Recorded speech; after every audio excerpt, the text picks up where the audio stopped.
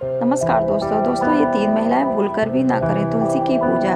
तुलसी की पूजा कौन सी तीन महिलाओं को करना चाहिए, आइए जानते हैं। शास्त्रों के अनुसार कुछ महिलाओं को तुलसी की पूजा नहीं करनी चाहिए। शास्त्रों में ऐसी कुछ महिलाएं बताई गई हैं जिन्हें तुलसी के आसपास भी नहीं भटकना चाहिए, वरना भयंकर पाप लग सकता है। तो कौन सी महिलाओं को नहीं करना चाहिए? नंबर 1, हिंदू धर्म में तुलसी सर्वश्रेष्ठ और पूजनीय है।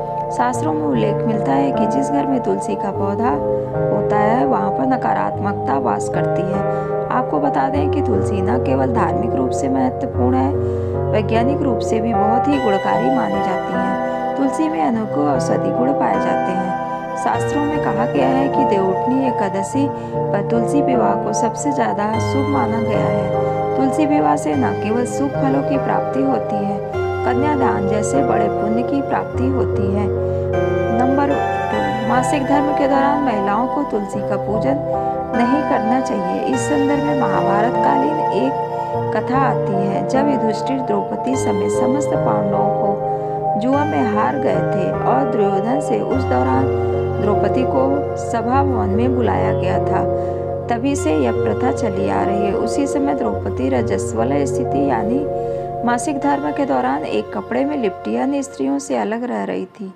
उस समय उसने किसी तरह की पूजा तो दूर, अपने किसी बड़े से आशीर्वाद लेने के लिए भी नहीं गई थी। प्राचीन काल में ऐसी स्थिति में महिलाओं को ऐसी स्थिति में सबसे अलग रहना पड़ता है।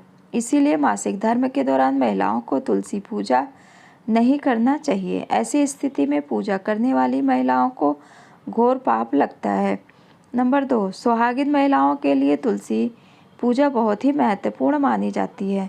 तुलसी विवाह को भी पूर्ण रूप से करने से वैवाहिक जीवन सफल हो जाता है और ऐसा करने वालों को 7 जन्मों तक का साथ मिल जाता है।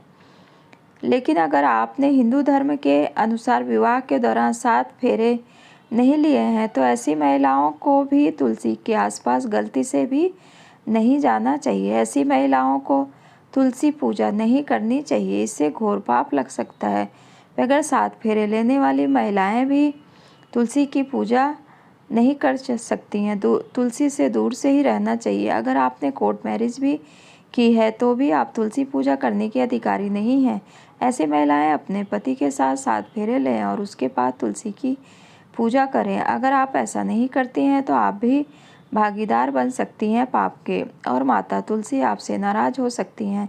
भले ही कुंवारी कन्या तुलसी पूजन कर लें, लेकिन बिना 7 फेरे लिए विवाह रचाने वाली महिलाएं बिल्कुल भी तुलसी का पूजन नहीं कर सकती हैं। इस बात को आपको अवश्य ध्यान रखना चाहिए। नंबर 3, चरित्रहीन व्यक्ति और मन में गंदे विचार रखने वाली महिलाओं को भी तुलसी के पौधों से दूर रहना चाहिए। ऐसे व्यक्ति की पूजा तुलसी माता कभी भी स्वीकार नहीं करती हैं। शास्त्रों के अनुसार अगर आपके मन में गलत विचार आते हैं और दूसरे लोगों के प्रति आपके मन में गलत भावना है तो भी आपको तुलसी की पूजा नहीं करना चाहिए। आपको तुलसी के पौधे से दूर ही रहना चाहिए। ऐसे व्यक्ति को तो तुलसी विवाह में भी शामिल नहीं होना चाहिए। माता तुलसी ऐसे लोगों से हमेशा क्रोधित करती हैं और ऐसे व्यक्ति की पूजा भी माता तुलसी कभी भी स्वीकार नहीं करती हैं। अगर आपका मन सच्चा है तो कभी भी आपको तुलसी की पूजा करनी चाहिए। यदि आपको मेरी वीडियो हेल्पफुल लगे तो लाइक कीजिए, शेयर कीजिए। बहुत बहुत धन्यवाद। जय तुलसी माता की।